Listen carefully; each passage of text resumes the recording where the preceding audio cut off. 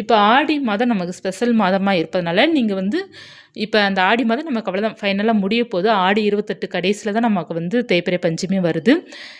இதுவரையே நீங்கள் வராகி அன்னைக்கு பார்த்தீங்கன்னா மாவிளக்கு தீபம் ஏற்றலை, இந்த ஆடி மாதத்தில் ஏற்றலை அப்படி இருப்பவர்கள்லாம் மாவிளக்கு தீபம் நீங்கள் ஏற்றிக்கோங்க.